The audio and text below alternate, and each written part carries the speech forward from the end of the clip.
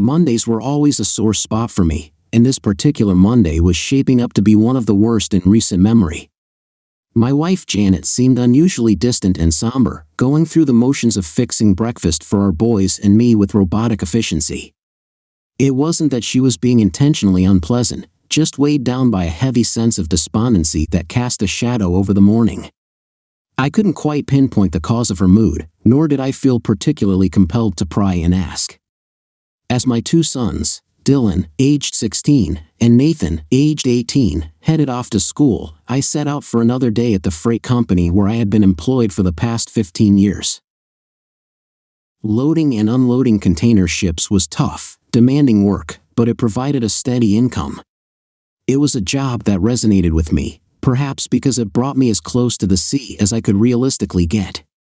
My true passion lay in sailing the world, exploring distant shores, and meeting new people, but the responsibilities of home and family took precedence, a fact I accepted with a mixture of contentment and resignation. Despite the allure of my maritime dreams, I cherished the stability and love that defined my life at home with my wife and two sons, even if it meant enduring another dreaded Monday. However, the real thorn in my side at work was the people I had to deal with, particularly Andrew Beverly, whose sheer obnoxiousness knew no bounds. He was invariably accompanied by his trio of cohorts from our high school days, Matthew Daniels, Alan Evans, and James Gilmore. I'd never cared for them back then, and my sentiments hadn't softened over the years. "Hey, Michael, missed you at the party Saturday night," Andrew's voice cut through the office, signaling the start of what promised to be another unpleasant encounter.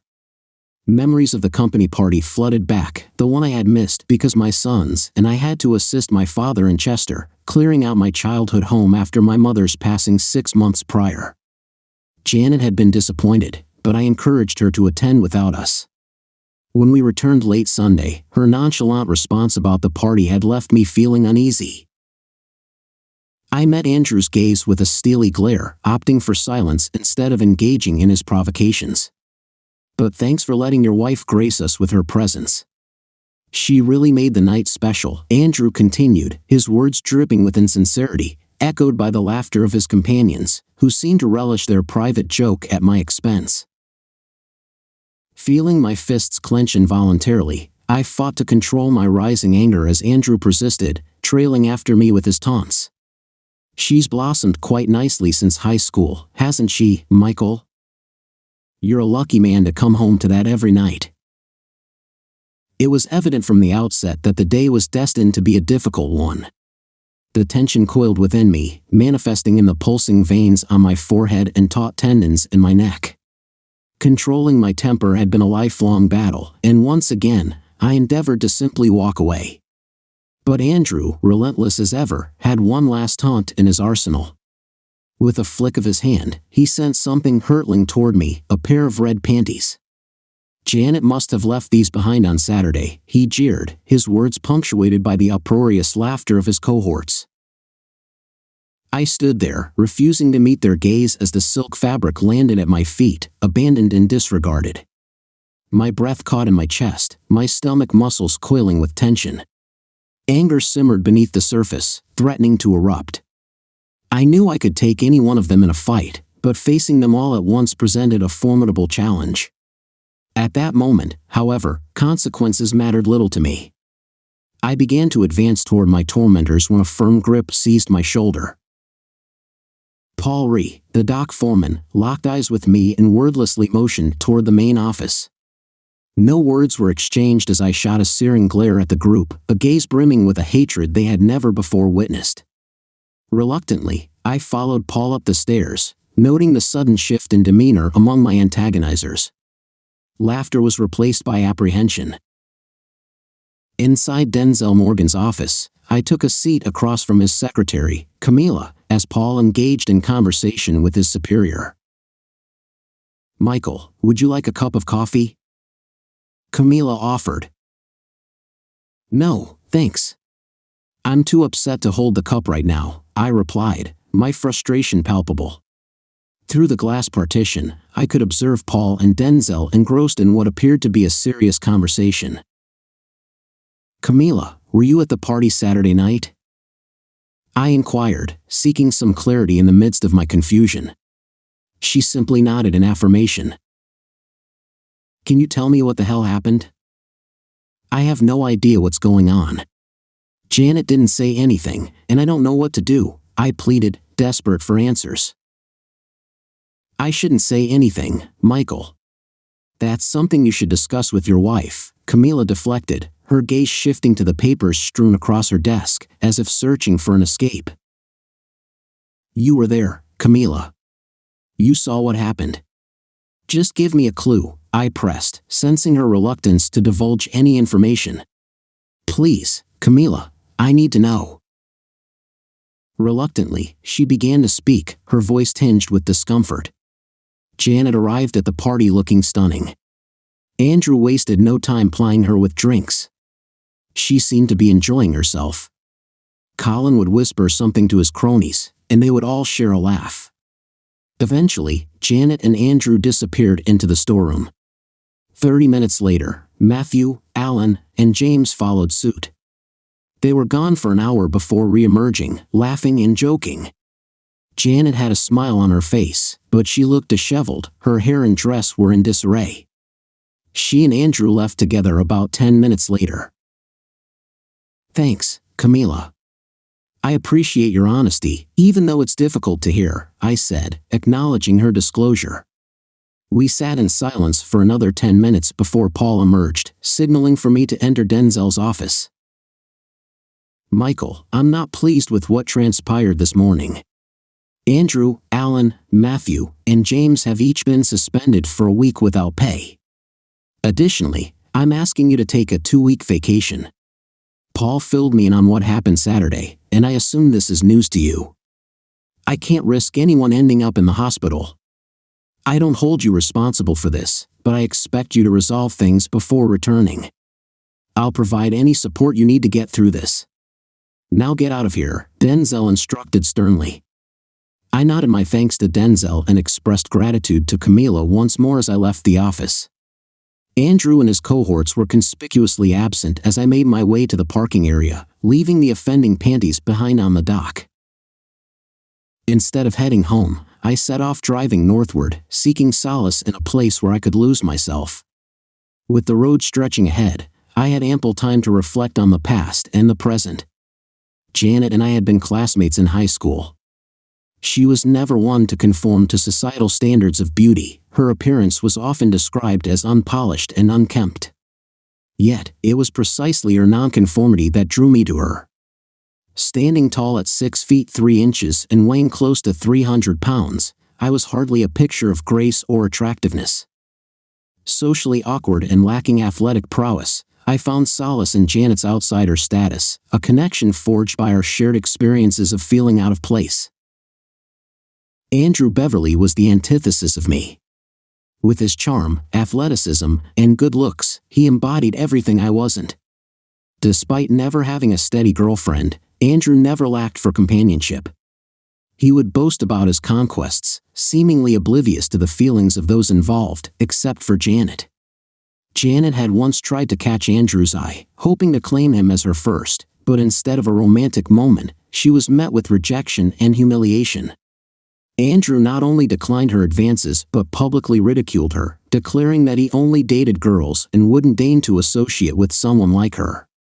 While the rest of the school found amusement in his antics, Janet was left shattered. Seeing this as my opportunity to step in, I began to extend a hand of friendship to her. Without a clue on how to properly court a girl, I simply started being there for her.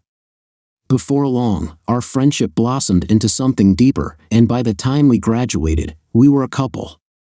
After graduating, I landed a job as a construction laborer. Within a year, the excess weight melted away, replaced by solid muscle and newfound agility. It was a relief to shed the label of being the butt of jokes. Janet and I tied the knot shortly after, and before we knew it, Dylan and Nathan came into our lives in quick succession. Janet took to working out at a local gym, undergoing a remarkable transformation along the way. She mastered the art of styling her hair, applying makeup just right, and dressing to impress. She looked stunning, and I couldn't help but feel a swell of pride knowing she was my wife. I had loved her when she was a diamond in the rough, and now she had blossomed into a true princess. Landing the job at the loading dock marked a turning point for us, propelling our lives in a positive direction until today.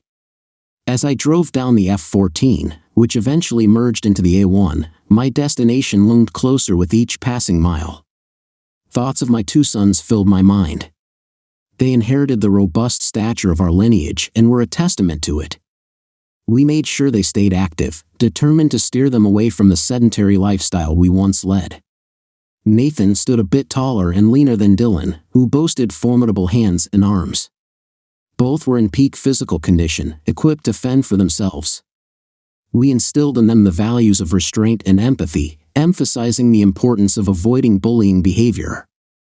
Their aspirations aligned with ours. They both harbored dreams of sailing the seas, a passion that seemed to course through our family's veins. I pledged to support them in whatever endeavors they pursued. Janet was the epitome of a devoted mother and an exceptional wife. She managed our household with precision and prudence, never squandering money on frivolities.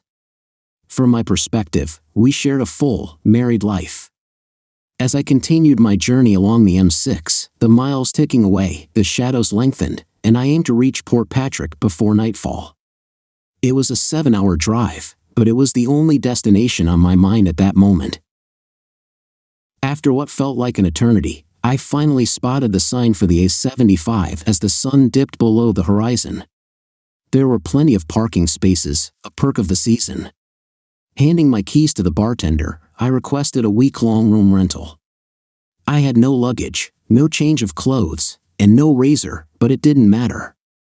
He handed me the room key, hung my car keys in the same spot, and I retreated to a secluded corner with a pint in hand. The amber glow of the streetlight filtered through the bottle glass window, casting a somber atmosphere. It was time to drown my sorrows and escape from reality. Morning found me awakening in my room, a haze clouding my recollection of the previous night. Often, a local patron would assist me up the stairs, depositing me unceremoniously onto the bed, though I never managed to get under the sheets. I splashed water on my face and occasionally took a shower, although it did little to alleviate the pungent odor clinging to my clothes. The unchecked growth of a beard was a stark reminder of my deteriorating state. Every few days, my credit card was swiped to settle the accumulating tab. I had wallowed in self-pity for far too long, and the realization of my stagnant existence was beginning to weigh heavily on me. I sat there, my gaze fixed on the dartboard, my mind clouded and unfocused. 2 figures in uniform entered the pub, but I didn't bother acknowledging them directly. They exchanged words with the bartender, and his nod in my direction signaled their attention. Gesturing toward the keys hanging behind him, I assumed they were looking for me. In a moment of surprising lucidity, I pieced together their purpose without them uttering a word. They made no attempt to engage me in conversation. Instead, they simply filled me up with coffee for the next couple of hours. Michael Lambert, can we have a word with you? One of them finally addressed me. Did I do something wrong? I replied, my voice heavy with resignation. We just need to talk. Are you up for it? The other officer asked. Can we step outside? I requested, seeking the clarity of fresh air. The sun shone brightly, but the remnants of recent rainfall left everything damp. The cobbled street leading to the pub's entrance was slick, and I navigated it cautiously. The incline of the street compounded the sensation of imbalance lingering from my earlier indulgence. Stepping onto the seawall, I welcomed the cool breeze filling my lungs, a refreshing contrast to the stale air inside. Though I didn't smoke, the density of the air indoors felt suffocating. Leaning over the granite barrier, I retched, expelling mostly liquid as a result of my scant solid food intake over the past few days. As my head began to clear, so did my vision. My 2 companions waited patiently as I collected myself, a growing sense of guilt nagging at me for inconveniencing them. The bench where I eventually seated myself was damp, but I hardly noticed. What can I assist you with, gentlemen? I inquired, eager to address their concerns. Firstly, we've been trying to locate you as you've been missing for 10 days. Secondly, we're attempting to track down Andrew Beverly, and we're hoping you could provide us with some assistance. Well, you found me, so that part of the puzzle is solved. I haven't crossed paths with Andrew Beverly since my arrival here. As the barkeep likely informed you, I've remained within the confines of the inn since I checked in.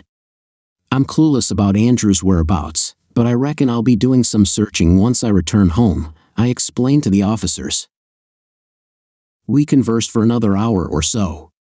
They had no charges to lay against me, and after confirming my safety, their inquiry seemed solely focused on Andrew. They traced my location through my credit card charges, a mistake I won't repeat if a similar situation arises in the future. After bidding them farewell, I descended the hill and purchased some fresh clothing and a toothbrush.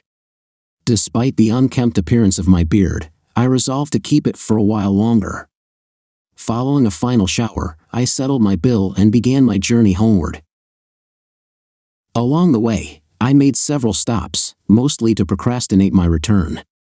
There was nothing awaiting me at home that promised comfort or joy, but I did yearn to reunite with my boys. Upon arrival, I found Janet seated on the couch, bathed in the glow of a single light. Her hands lay still in her lap, her gaze fixed on me with a mixture of apprehension and sorrow. It appeared she had been crying, although the dim lighting made it difficult to discern. The notion of a beer made me queasy, so I opted for a Coke instead. I awaited her words, uncertain of what to expect. The boys are staying with friends tonight. I thought it would give us a chance to have some privacy and talk, she began tentatively. Why didn't you mention it before I found out? I probed, a mix of frustration and confusion in my tone. I don't know. I suppose I was afraid, she admitted hesitantly. Afraid of what? I pressed. I wasn't sure how you'd react. I did something foolish, and it didn't turn out as I hoped, she confessed, her voice tinged with regret. Foolish? What exactly happened? I demanded, my patience wearing thin. Michael, please promise you won't get angry, she pleaded, her tone begging for understanding. I can't promise anything until I know the truth, but go ahead, tell me, I relented, my voice stern yet tinged with apprehension. Do you remember what Andrew did to me in high school? She asked, her voice wavering with emotion. Yes, I replied, the memory still vivid in my mind. I've been wanting to get back at him ever since it happened. So, on Saturday night at the party, I thought I saw an opportunity and set a trap for him, she confessed, her words heavy with remorse. That doesn't quite match up with the story I've heard, I remarked, my suspicion growing. Listen to me, Michael. Like I said, it backfired on me. I dressed up really nice, and Andrew started to hit on me. I let him think it was working, and he suggested we go back to the storeroom. We kissed a little because I had to do it to set him up. First, we kissed, then I let myself be touched. Why did you do that? I asked, my frustration growing. I wanted to get even with him. I wanted to make him pay for humiliating me. So, I told him to take off his pants. When he did, I started laughing at his small size. It was disgusting, but in this case, it felt appropriate. Go on, I urged, my voice tense. I gathered myself and made my way to the door to leave. Outside, Matthew, Alan, and James were waiting, as if Andrew had given them permission to have their turn after him. I passed them without a word and headed to the ladies' room, laughing inwardly at their audacity. When I returned to the party, they were all wearing smug smiles, having spread rumors about their supposed exploits with me in the pantry. It was their petty attempt at revenge for my embarrassing Andrew. Feeling upset, I decided to leave, she recounted, her voice tinged with frustration. I heard you left with Andrew, I interjected. That's not true. I left alone and drove straight home, she clarified. You left your panties there for Andrew? I prodded. No, I simply forgot them in my haste to leave, she admitted sheepishly. Why didn't you tell me any of this? I demanded, my voice tinged with hurt. After they twisted the truth, I was scared and unsure of what to say to you, she confessed, her voice barely a whisper. So you allowed me to find out for myself in front of my colleagues. I felt like a fool, like a cuckold. They teased me about what supposedly happened, and I couldn't defend myself because I didn't know the truth. I had to piece together the story from a secretary, and even her version doesn't align perfectly with yours, I lamented, a bitter taste of betrayal lingering in my mouth. She wasn't there. I was. What I told you is what happened. Damn it, Michael, I'm your wife. You're supposed to stick up for me and support me. Janet exclaimed, her voice breaking as tears streamed down her cheeks. She retreated into the kitchen, her sobs echoing softly through the room. I sat there, sipping my Coke, watching as Janet leaned against the formica table, her tears staining its surface. My love for her was unwavering. She was the only woman I had ever truly cared about, but her words felt like a facade, a desperate attempt to salvage our marriage. Camila had no motive to deceive me. Despite the turmoil brewing within me, I resisted the urge to interrogate Janet about the inconsistencies in her story. Pressing her for the truth would only lead to more anguish, and it wouldn't change what had already transpired. I longed to uncover the truth, but I knew I wouldn't find it from her. So I chose to leave things unresolved, allowing Janet some semblance of peace. After another shower, I climbed into bed beside my wife. She nestled her head against my shoulder, whispering declarations of love before we both succumbed to sleep. With a few days off before returning to work, I spent time with the boys, who greeted me with a mix of relief and reservation. I suggested a trip to London, which they eagerly accepted. Janet seemed pleased to witness the bonding between the men in her family. During the drive, the boys confessed to being suspended for fighting, a serious offense in our household. Reluctantly, they admitted to facing ridicule about their mother's escapades at the party, leading them to take matters into their own hands. They spared their mother the details but sought clarification from me regarding the events of that night. I deflected their inquiries for the time being, opting to delay the conversation.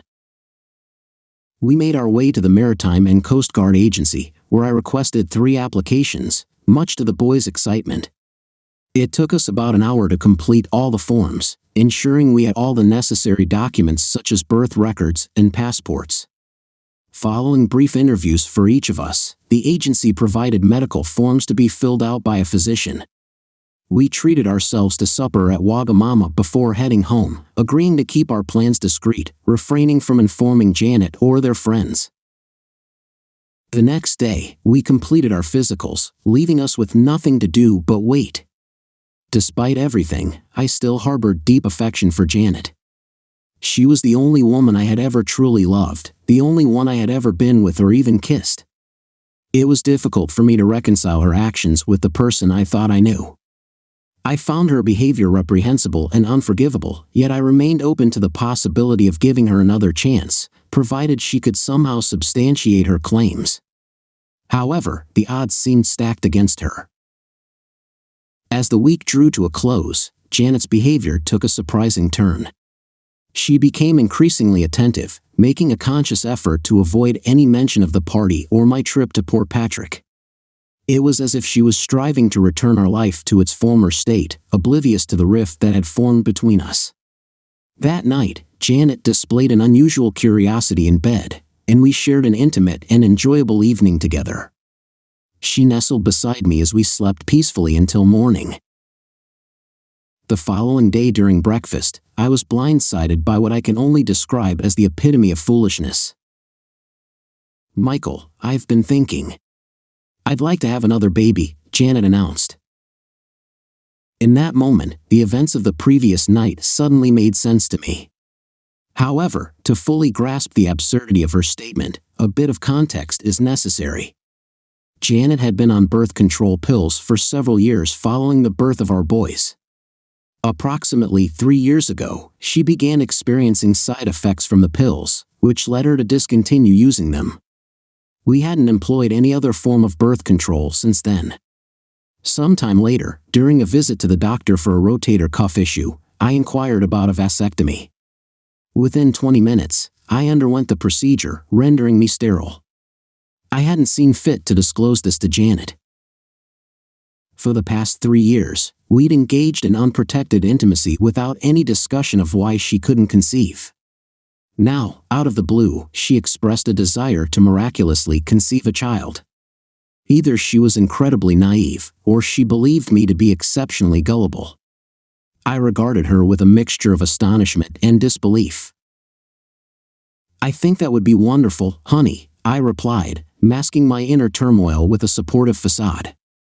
As a man, I'm not well versed in matters of pregnancy, but given that it had been nearly 3 weeks since the party, there was a distinct possibility that Janet had missed a period and was trying to cover her tracks.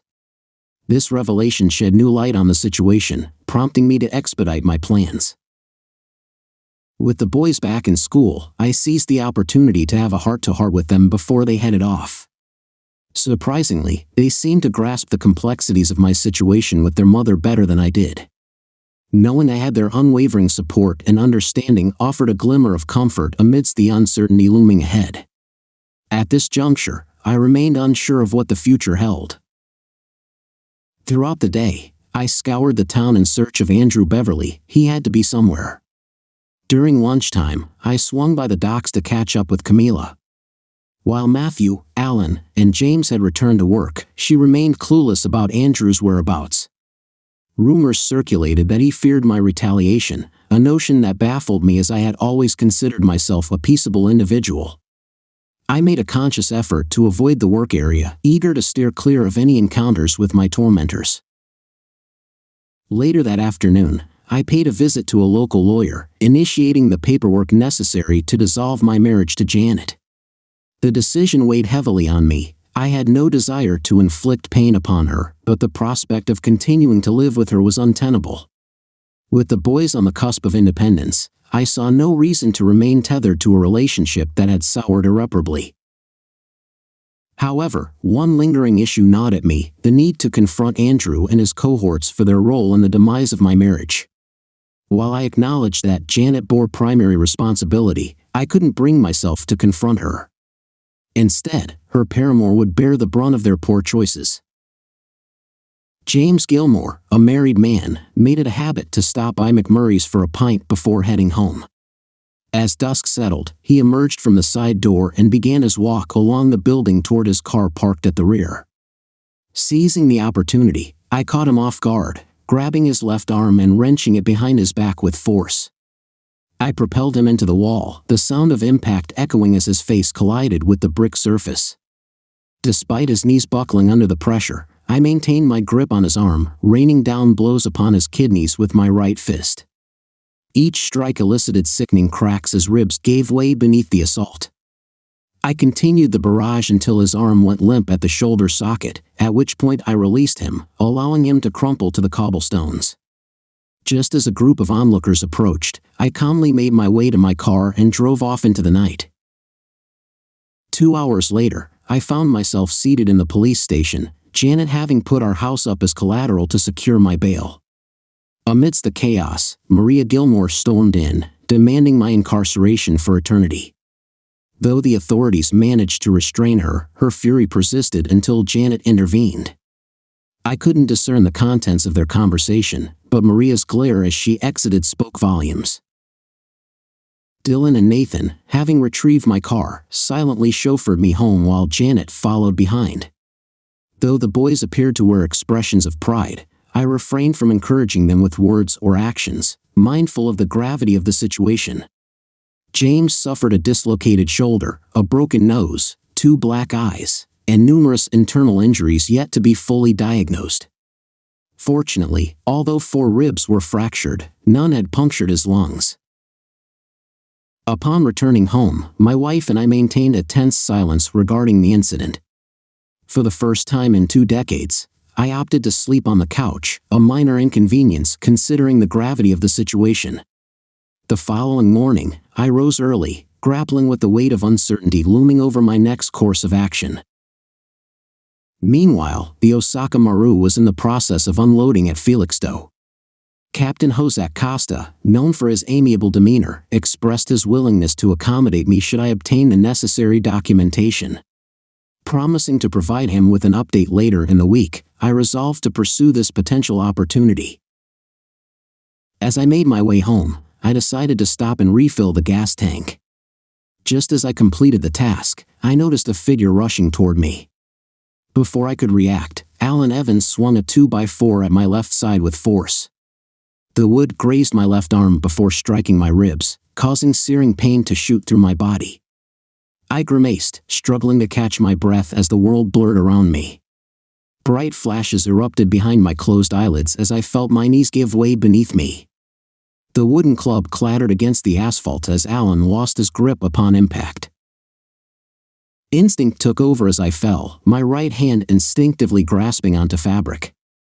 Despite the agony coursing through my left side, I twisted my body to the left and drove my right fist, clenched around the fabric, into the ground. I landed heavily on top of Alan, my eyes squeezed shut against the pain radiating from my injured side. Unable to move my left arm, I relied solely on instinct as my right hand relentlessly pounded away in a frenzy. I hammered down with my right hand, the blows landing on anything within reach that wasn't the unforgiving asphalt.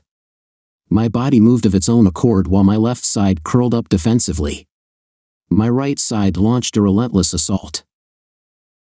Initially, Alan squirmed beneath me, attempting to break free, but soon his movement ceased.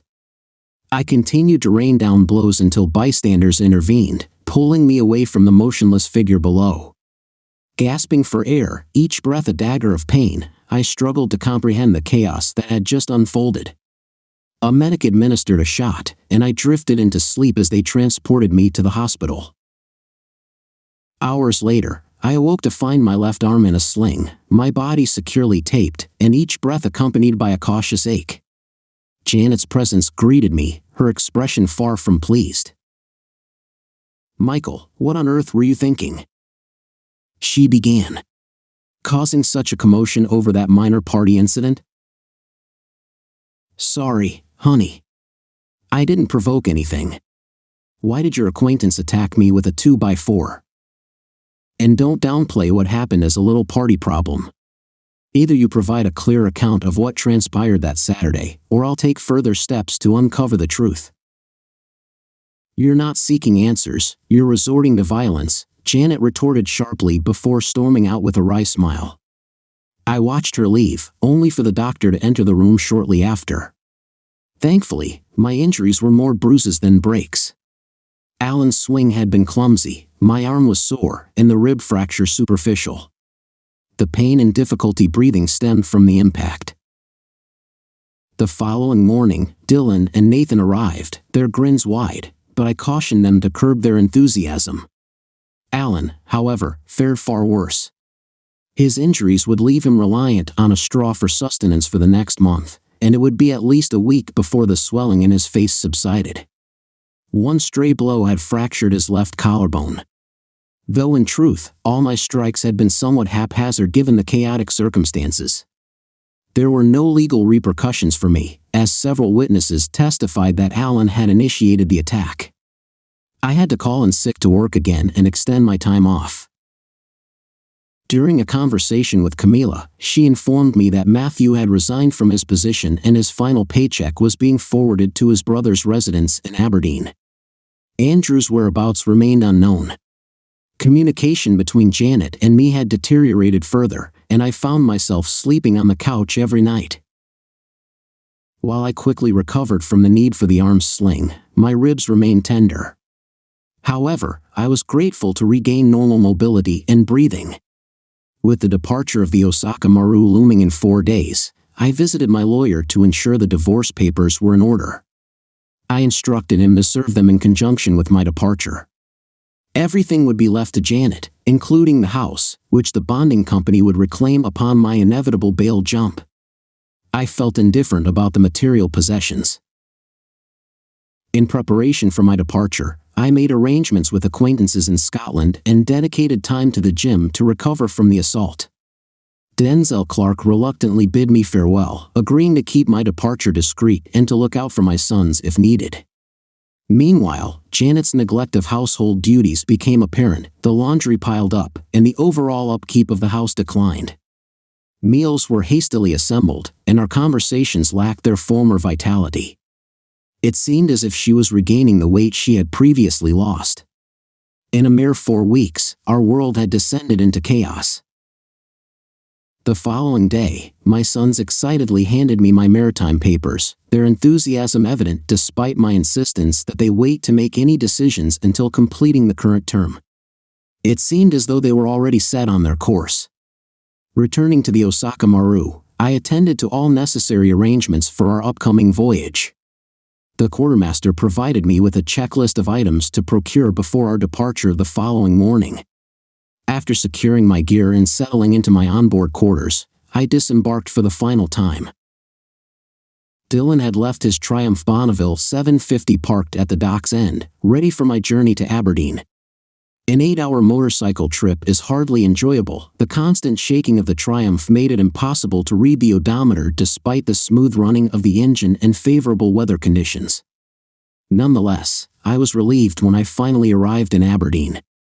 My friends had managed to locate Matthew Daniels and arranged for him to be at the Four Crowns. Access to the men's room at this establishment was through an exterior entrance at the back. After briefly signaling my presence to my companions inside, I positioned myself outside the building, awaiting Matthew's exit. As soon as he emerged, I seized his right arm and forcefully pressed his head against the stone wall of the building. As we moved down the alleyway, his face scraped along the rough surface, and he stumbled in pain as I led him roughly about 50 feet before releasing him. His agonized moans mixed with cries of distress echoed in the dim light cast by the street. In the feeble illumination, his right eye socket appeared to be filled with blood, his cheekbone visible below his swollen eye, and his entire face bearing the marks of abrasion. "Don't kill me, Michael, please don't kill me."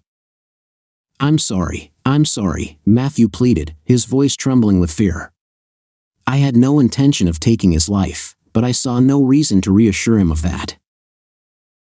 "I'll give you a choice, Matthew. Tell me the truth about everything that happened at the party, and I'll let you live. Lie to me, and you die." Okay. "I'm hurting, Michael," he whimpered. "Talk, damn it, and I'll get you a doctor." When Janet came into the party without you, Andrew got all excited. He started bragging about how he was going to get her loaded and sleep with her. She did look good, Michael, honest, she was all dressed up and looked like she wanted to have fun. Andrew started, and he told us that we could have sloppy seconds. We didn't think he could pull it off. After a bit, he took her back to the storeroom, and we followed him. "Are you sure you want to hear this, Michael?" "Yes, keep going, but don't hurt me anymore." When he was done, we, too, went to the room and did the same thing to her. She and Andrew left together, and I think they stopped someplace before he dropped her off, but I don't know for sure. That's it, Michael. I'm sorry. We didn't hurt her, honest, and we didn't make her do anything she didn't want to do. I simply stared at him. "Do you know where Andrew Beverly is?" He shook his head, indicating a negative response. It was clear that he wasn't in a position to deceive me. His narrative aligned much more closely with Camila's version of events than Janet's. I knocked on the locked pub door, exchanged greetings with a couple of old acquaintances, and then headed back to my motorcycle. A few miles down the road, I passed an ambulance racing toward the pub. It was early morning when I parked the Triumph at the spot where I had retrieved it and boarded the Osaka Maru. Dylan would retrieve the bike later. My first shift was scheduled for that night, so I spent the remainder of the day recuperating from the grueling journey. That damn motorcycle had really taken its toll on me. In hindsight, I should have opted for the car. I took a shower and grabbed some supper. My supervisor briefed me on my duties and then left me to my own devices.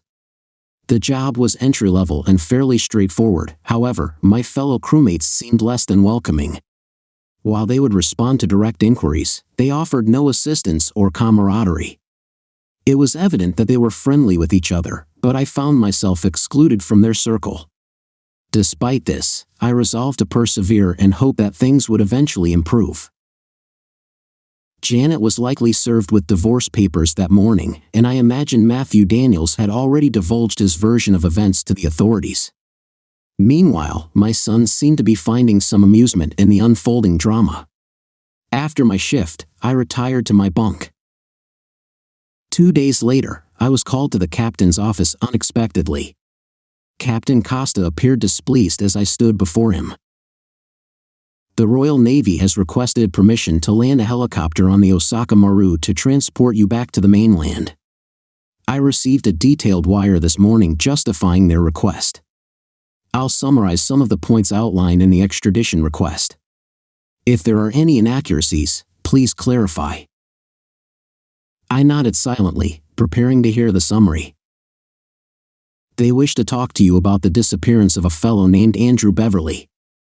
You have charges against you for the beating of a man named Fred Gilmore so badly that he lost one kidney and might lose the other. You forfeited bail on that charge. You have charges against you for the maiming of a fellow named Alan Evans. That was listed as self-defense, but it's being changed because of the severity. Finally, on the night you boarded this ship, you beat a man named Matthew Daniels in Aberdeen so badly that he lost his right eye. I don't know how the hell you could be here and in Aberdeen at the same time, and I don't want to know. It says here that all this mayhem was done with your bare hands to avenge a personal affront. Do you have any comments, Mr. Lambert? Sir, I'm sorry for any problems I might have caused you. I mean about the charges. Just that if I could have found Andrew Beverly, he would be in the hospital with the other 3. I really don't know where that son of a __ is. I'll pack my things and get ready for the helicopter when it arrives. Captain Costa just looked at me and smiled. That won't be necessary. I told them you never got aboard. There's no Michael Lambert on the Osaka Maru. Now get back to work. After the divorce was finalized and Janet lost the house due to my departure, I received a wire from my lawyer about developments back home. Andrew Beverly was hospitalized with severe injuries, courtesy of my sons, Dylan and Nathan, who found him with Janet in our bedroom. Before the bail bond company reclaimed the property, Janet, pregnant and facing old issues, had relocated to Ellesmere to live with her sister. Meanwhile, my lawyer advised against my return due to pending charges, and he had no information on the whereabouts of my sons. While these updates left me with mixed emotions, the next morning at breakfast, the captain delivered unexpected news. I just wanted to let you know that Dylan and Nathan Lambert are now aboard the Tanaka headed for Cape Town. We both smiled. It seemed my destiny as a seafarer was finally coming to fruition. Story 2. In this gripping story, a man inherits a house and dreams of opening a bar with his girlfriend of 6 years. But when he discovers her affair with a newly hired bartender, his world is turned upside down. My girlfriend and I had been together for 6 years. I loved her, and I wanted to be with her for the rest of my life, but apparently she had different feelings about that. Neither my girlfriend nor I went to college after high school, so we spent a lot of time trying to work to make ends meet. When we weren't working, we were spending time in town at local bars and restaurants. Our dream was to open a restaurant and bar for ourselves. We talked about it all the time, and we were hoping to get a business plan in order so we could try to get started. After a couple of years of planning and dreaming, we finally had a bit of a breakthrough. My uncle passed away and left me a large house. He didn't have any children or many other relatives, but he didn't know that I was hoping to open my own business. He hoped I could sell the house and invest the money in my bar. Some of my family members advised me against going into business with my girlfriend because we weren't married, but I didn't listen to them. I trusted her, and I thought that she and I were going to be together for the rest of our lives. I wanted to marry her, but I wanted to make sure I could give her the perfect wedding that she'd always dreamed of. That meant having the business up and running. The only thing that I did to protect myself was make sure she wasn't on as a business partner, she was listed as an employee. So, God forbid anything happened, I had an out. The thing is, I didn't tell her that. She was under the impression that we were equal partners in the business, and I knew telling her otherwise would hurt her feelings. We started working on everything, and within a year, we were preparing to open for the first night. My girlfriend was in charge of hiring the staff, and I told her to give me the rundown when she was done. After she came to me with the resumes and information from the people that she hired, I looked over everything.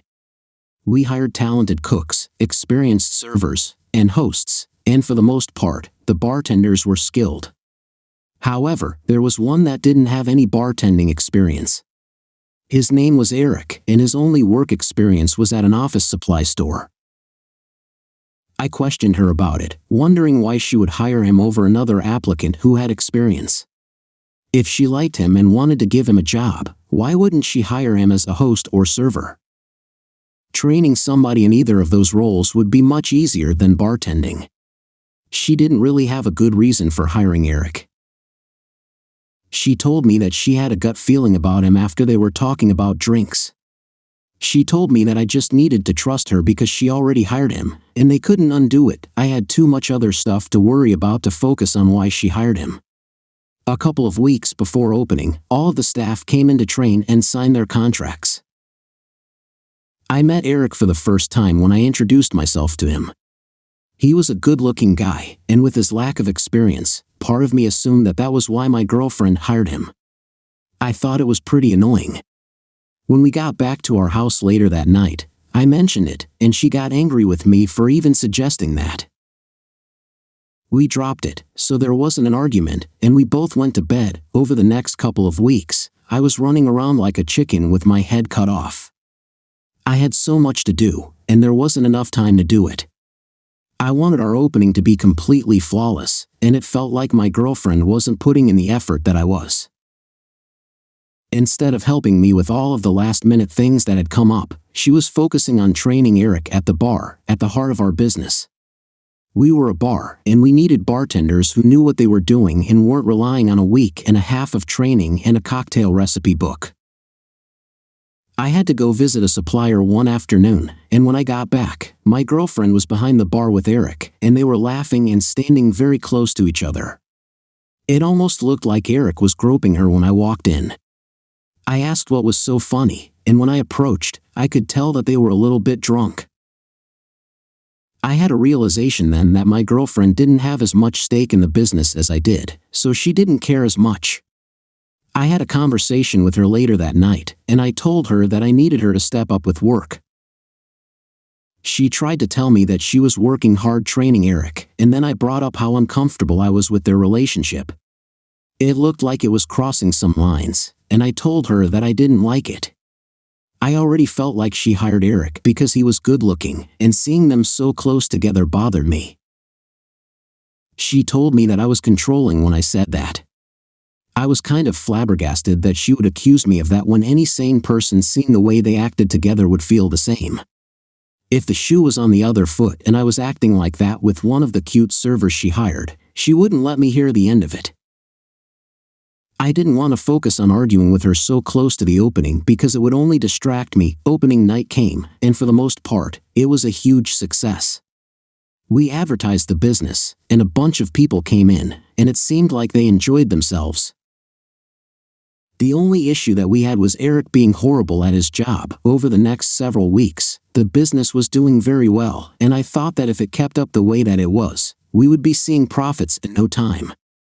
With everyone busy at work, my girlfriend and Eric seemed to be spending less time with each other. I was glad to see that. I was in my office one Friday afternoon, and one of the cooks knocked on the door and closed it behind him. I assumed that he was about to quit. Instead, he told me about a rumor that had been going around about my wife and Eric sleeping with each other.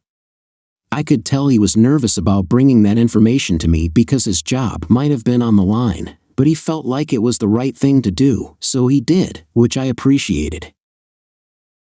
I figured that the rumor might have just been people looking at their relationship and thinking the same things I did, but something told me that maybe there was something more to it. I hadn't seen them together often since the restaurant opened, but that didn't mean they weren't hiding something. I didn't confront my girlfriend about it right away. Instead, I pretended like I didn't know anything about the rumor, and I watched her. Now that I wasn't busy with the opening of the restaurant, I had time to pay attention to things like that. Over the week that I started watching her, I noticed that she was absent quite a bit. There would be periods of time when I would be home, and she wouldn't be there. She would show up at the bar about an hour after I expected her. On top of that, she and Eric didn't talk to each other at work. However, I did see them glancing over at each other often. All of that together was enough to make me think that something was going on. We had a no-phone policy on the floor, and I knew that my girlfriend usually left her phone in her bag while she was working at the bar. So I went into her locker one evening while she was supervising the front of the house. It didn't take me long to find the evidence that I needed to prove that she was having an affair with Eric. I found videos of the two of them together and countless text messages. It seemed like their affair started while she was training him at the bar. From what I could gather, they had sex in the bar because she was my girlfriend but also technically my employee. I was in a sticky situation. I wanted to break up with her, and I wanted to fire her. Eric was as good as done at the business too, but I couldn't behave in any way that would risk me getting in trouble, not with the business. So, from what I saw on the phone, it looked like they were fooling around on the property from time to time. I figured the only thing I could do was catch them in the act, and I could fire them both. Then we had security cameras at the bar, so I started monitoring them regularly. The first instance I saw of them together, I recorded it on the cameras. They both went into the walk-in freezer, and my girlfriend performed oral sex on Eric. That was sufficient evidence for me to fire them. I called them into my office the next day, and I showed them the video. They were completely silent while they watched it. When it was done, I told them both that they were fired. Eric nodded his head and apologized for sleeping with my girlfriend and left the office. My girlfriend lingered behind and told me that I wasn't able to fire her because of her position in the business. I pointed out the truth. I had been advised against working with her as a business partner by my family, and I took that advice. She was an employee of mine, and I was firing her.